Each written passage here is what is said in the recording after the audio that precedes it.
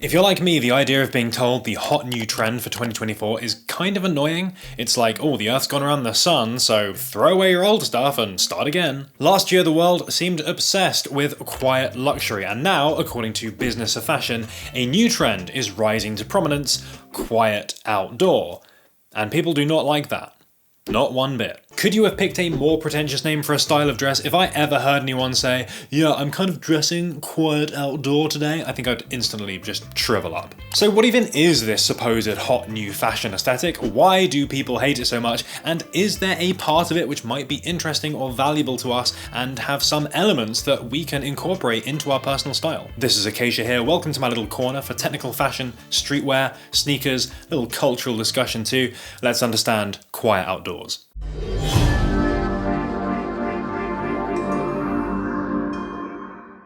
The State of Fashion is an annual report published in joint by Business of Fashion and market research firm McKinsey, describing 10 changes or areas of opportunity defining the fashion industry for the next year. Some of these are appropriately about the fashion business, what type of marketing fashion brands should be doing, potential supply chain issues, but they also talk about the changing landscape of what styles people are dressing in or what brands might be on the rise. This year, quiet outdoors is the term they coined to define these changes. They put out an Instagram post explainer giving some information about it, and yeah, people did not take too kindly to it, although it did generate some pretty good comments. I think it's only fair that we go outside to dig a little deeper into this idea. Maybe you're thinking quiet outdoor is an unholy fusion of quiet luxury and Gorecore, or outdoor fashion.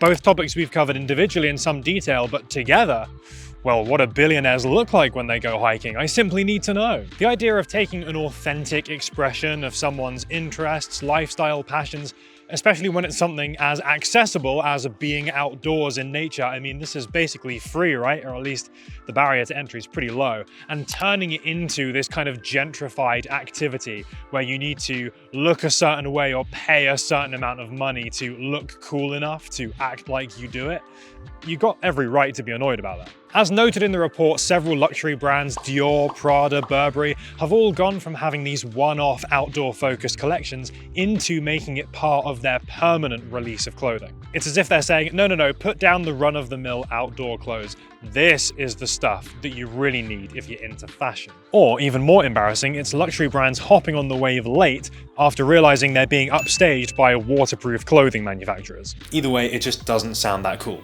The Balenciaga skiwear line is just the next level here. And okay, snow sports are hardly the most accessible hobby for a lot of people. I'm pretty lucky that I'm able to go 1 week a year, but $5,000 snowboards?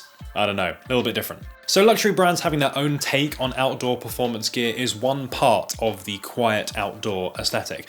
Some of these looks are much better than others. You could argue that many are not as authentically cool as those provided by genuine outdoor brands, but I still think that there are some upsides to luxury brands creating their own outdoor clothing. We'll come back to that, but first I want to talk about a potentially more interesting side of the quiet outdoor aesthetic as defined in this report, and that's its portrayal as a potential evolution of Gorecore. So Gorecore is all about the look of technical performance and using outdoor-focused brands as signifiers. Things like Arc'teryx, Patagonia, the North Face. Those things become identifying marks of, yeah, I know about outdoor stuff. I might do a little hiking at the weekend, might catch me on the trail, might see me looking at some birds or something. Combined with accessories like backpacks, neck gaiters, carabiners, it's the look of preparedness that really comes to the forefront. These brands represent that to some extent. But this Arc'teryx logo just doesn't hit quite like it did in 2020 when everyone was wearing it in the shower. And since the enormous adoption of these kinds of brands, they're almost associated a bit with inauthenticity. They're not for the seasoned outdoor person anymore, but the streetwear fan that's wearing them to go grab coffee. The wealth of Arc'teryx memes do exist for a reason after all. But how do you reclaim that authenticity to assert that, well, you're not a poser, you belong out here. You've ascended to another level of fashion. First, we have the concealment of performance and fabric technology, replacing well-known logos with "if you know, you know." The idea being that if you truly care about cool outdoor gear, your taste will be more developed than just adopting the best-known logos. You'll either be hunting out those brands which haven't yet reached the fashion zeitgeist, think Haglofs, Nerona, Tillac, or clothing which removes visible logos altogether. I'm afraid I'm not very on trend today. I've got my Loud Outdoors Arc'teryx shell, Arc'teryx backpack, Arc'teryx insulator, and North Face gloves on. Sorry about that. In similar fashion, everybody's heard of Gore-Tex by now, everyone knows what that logo represents, but if your sneakers have a Vibram outsole, or you've got a Polartec fleece on, well, maybe you're a little bit more of a patrician. Your knowledge about outdoor fashion goes that little bit deeper than surface level. And second, equally important, is acknowledgement that Gorpcore fans aren't always in the middle of nowhere on a multi-day hike. They are going to also want to wear this stuff for urban or more casual use. Thus, clothing with a more minimalist, mature, urban appropriate aesthetic starts becoming a little bit more interesting. And maybe that is clothing which borrows from some of the aesthetics of quiet luxury, not so much the signalling of wealth, but the level of refinement versus the more rugged appearance of Gorpcore. The performance aspect is absolutely still there, but its involvement is more subtle. There is one brand which immediately comes to mind here, that is of course Veilance. Their use of high performance fabrics, utilitarian design elements like seam taping, complex movement enabling panels, obligatory pockets, but removing the Arc'teryx logo, removing the Gore-Tex logo, and presenting a more future-focused look is the perfect expression of this idea. Sure enough, they were mentioned in the article, with Arc'teryx chief executive Stuart Haselden describing how they were investing in the sub-brand to cater to this market of people who want more urban-focused outdoor gear. That's something I'm happy to hear personally. I've been a fan of many Veilance items. You've probably seen me wear the brand at some point, and I thought the Corbell pants from the most recent season were a really nice example of them updating their offering to be more in line with current fashion trends whilst keeping that brand identity very clear. They also mentioned Roa, another brand we featured before, who use performance tech like Vibram outsoles and obviously performance-derived looks, but in non-standard ways. It's a fashion-forward shoe with performance credentials rather than a performance shoe worn fashionably. Goldwin was also brought up, and while the Japanese brand does stick relatively closely to a typical Gorpcore aesthetic, the brand is certainly less well known to many people, and it doesn't rely on its branding too much. They also have a more fashion-focused subline called Goldwin Zero. I do think business of fashion sow a little confusion here when they start talking about sneaker brands though.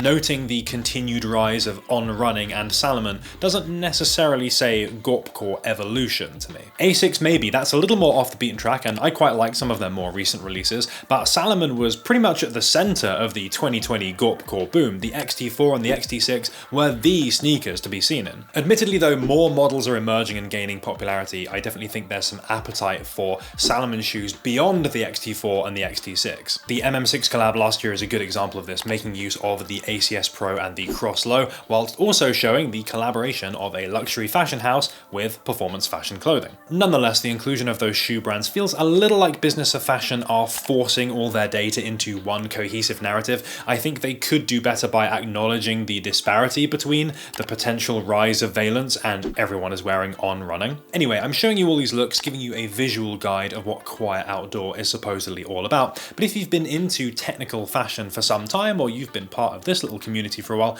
none of these will probably be that new to you. In days gone by, we might even have called this aesthetic grey man techwear, evoking a figure geared up for performance in urban environments, but forgoing the military-derived tactical style of conventional techwear in favour of something that's designed to be sleeker or more minimalist, or go under the radar a little more. The grey man being an undercover operative who doesn't want to draw attention to themselves, but is still prepared for any situation. Quiet outdoor feels like a retooling of this concept, providing sophisticated, good-looking clothing first, but sneaking in some performance elements to make it that little bit better than regular stuff, as if we needed more proof of the cyclical nature of fashion. So we can definitely go back to old techwear to get some inspiration for what quiet outdoors can look like, of course combining that with these newer and up-and-coming brands, not just Roa, but JLAL, Goldwin Zero, Meanswile, and many others. Even several of the brands we talked about in the last video could be appropriate here, like Nouveau Project, Attempt, and Commonwear. Clearly there is at least some level of interest in this stuff that already exists. Why else would so many brands, old and new, be gravitating towards this kind of look? So we certainly have an idea of what quiet outdoor looks like. Now it's trend analysis time. Should you care about the quiet outdoor trend? I couldn't really find anyone that was excited about the idea of dressing quiet outdoors as an immediate reaction.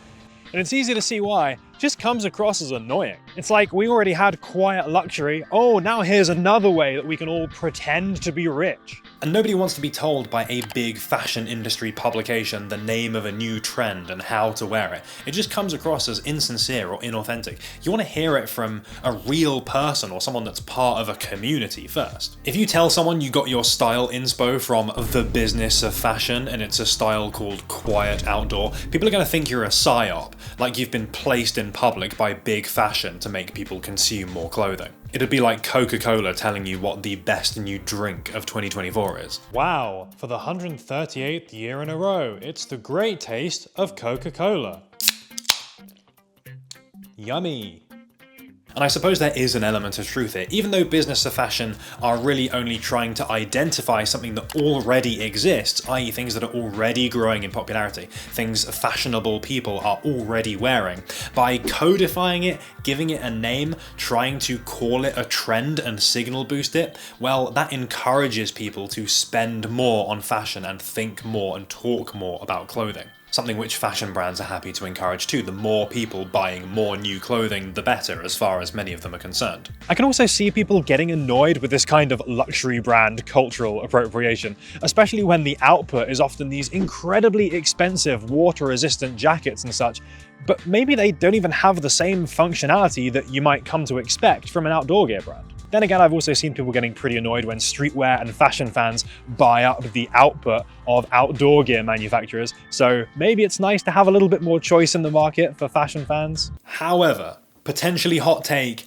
I don't think this concept is entirely a waste of time. I don't think there's an issue with luxury brands putting their take on outdoor performance clothing, particularly if that leads to some new looks or encourages a new fan base to appreciate this style of clothing. It's not like we need them to make this kind of clothing cool.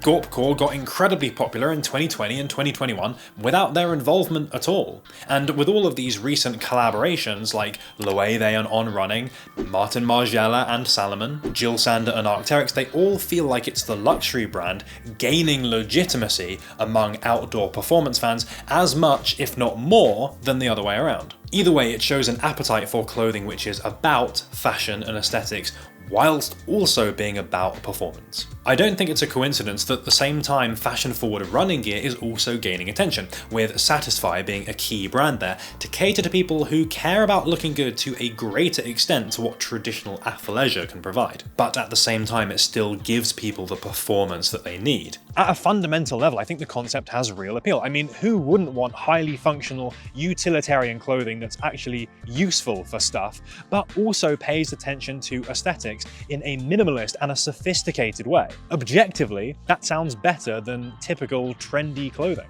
What do I feel on a personal level though, as someone who's been pretty invested in technical clothing over a period of multiple trend cycles? Well, I like seeing ways different futuristic clothing and performance fashion can make its way into the wider fashion landscape, having it appeal to different people or have others empowered to wear it in different ways. I want people to experience the cool stuff that these clothes have to offer.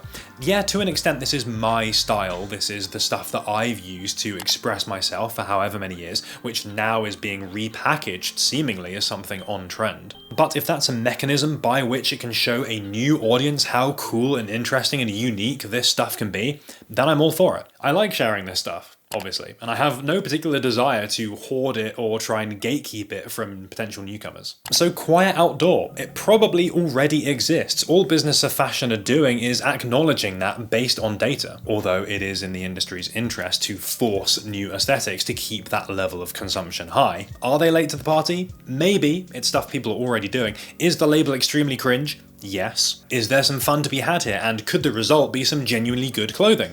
I certainly hope so. Yep, I think that's about enough quiet outdoors for me, so thanks so much for making it all the way to the end of the video. If you enjoyed it, hey, please do give it a like, it's massively appreciated and would love to hear what you think about this aesthetic.